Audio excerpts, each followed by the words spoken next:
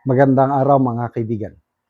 Bigyan natin ng reaction opinion itong video posted by SMNI News Online na kung saan si Attorney Powa, ang Defense Counsel, ay na-checkmate o na-corner niya itong witness, COA Auditor Wamil, tungkol sa payag niya kasi kahapon na si BP Sara lang ang Vice President na nagkaroon ng confidential funds.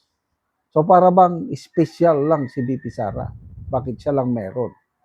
Ngayon, may pinakitang dokumento si Attorney Powa kay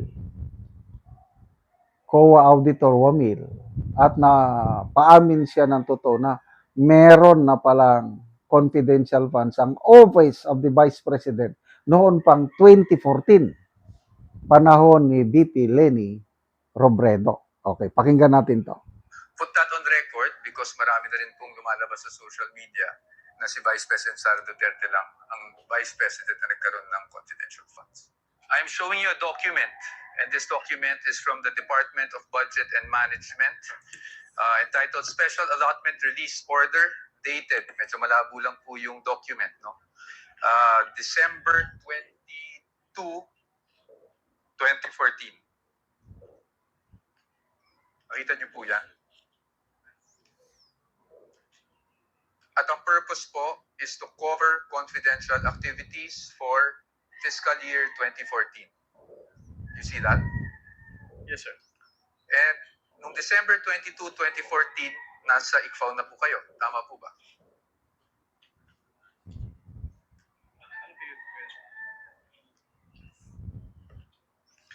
We have a clear here po. Date of issue, December 22, 2014. Yes po, nasa icon po. Tama po ba? At hindi po si Vice President Sara Duterte ang Vice President ng mga panahon na yun. Tama po ba? Yes po. Pero na-liquidate po ba yan?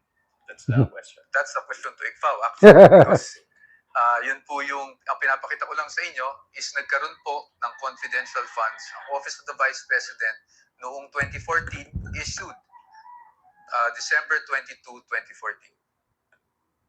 Based on that document po. Meron. Meron. You confirm.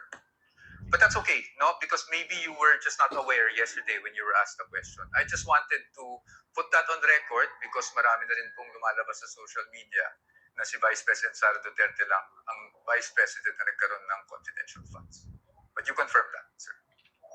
Your Honors, just a manifestation, this has not been pre-marked. We just came upon this document yesterday after the statements were made. So upon the agreement made during pre-trial, we request that this be marked as exhibit for the defense D-167-DE. -OVP. Let it be so marked. Thank you, Your Honors. Provisional only, Your Honor. Yes, of course, subject to the objections of the prosecution when the time is Of course, appropriate. at the proper time. I don't want to see any more people downplaying out. Si Vice President Sara Duterte lang ang Yun, na-checkmate. Inamin nitong Auditor Wamil sa ICFAO. Ano ba ito? Intelligence and Confidential Funds Field Audit Unit. Something like that.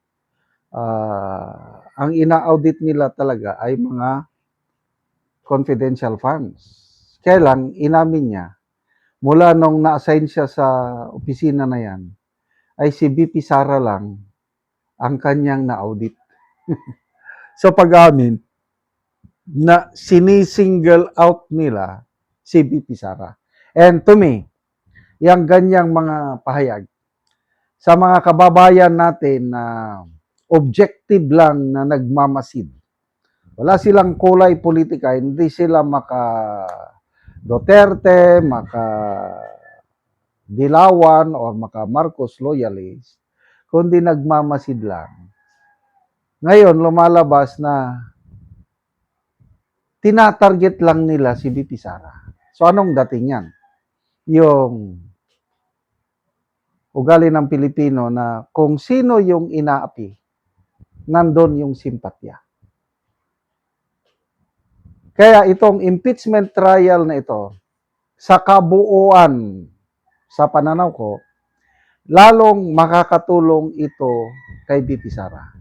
Kasi, pang 12 days na ito, na impeachment hearing, umabot na po ng 300 million pesos ang nagagastos. Pera natin yan. Wala pa naman talaga direct evidence na magpapatunay na mayroong katiwalian na ginawa ni BP Sara. As in, wala pa talaga. Yung mga pasabog nila, puro squitis. Kaya nagre-reklamo na si General Pukis. Sabi niya, nakaisang buwan na tayo. 12 days of trial. Very boring. Wala namang pasabog na nangyayari.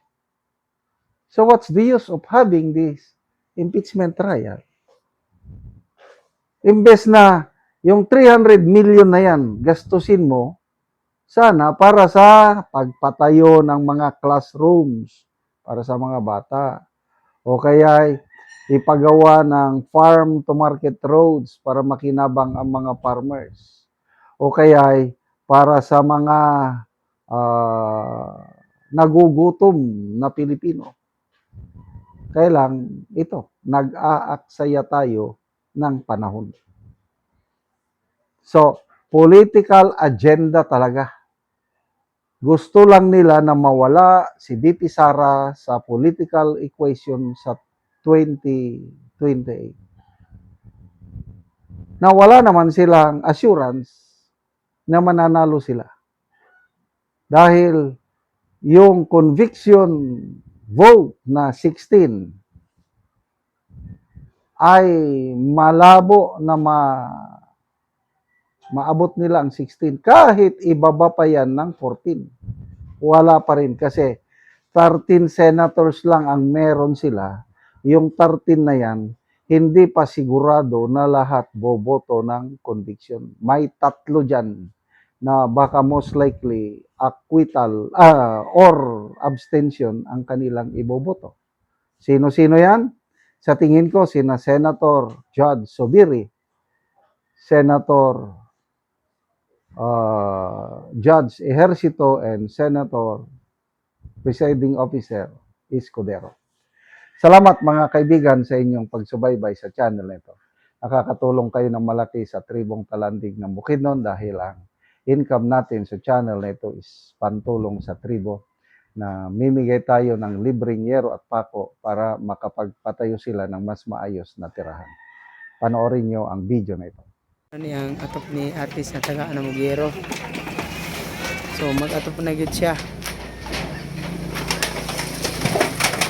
Akin na yan. Hulog na. Sige na. Ano na ang nahatag si ate na yero. Ha? Yan daan sa mga uman. Yan daan sa tagunan. Oh, bisa na.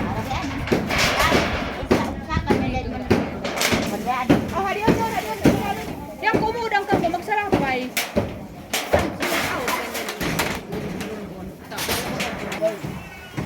Ha? Karon naman na gid ang atop ni ate. Napulian na gid to ang yero nga daot na. Salamat kayo sa Ginoo. Una-una nagpasalamat ko sa Ginoo nga na siya gamit ng tao, labi na sa nag-sponsor, labi na po sa disaligan, na mga kapadangat na mga tabang. Salamat kaayo kung wala siya. Ang Ginoo, hindi pa ko makapuli sa akong ato, nga 13 na katuig. Aya pag yun napulihan og hero. Salamat gid ko sa Ginoo. Ginautunta nga aduna pay mga katawhan nga mapadangat ang iyang tabang. Kay aron magpasalamat pud sila o. Dalay ko ang Ginoo. Oo. Pila na day imong anak kabok te?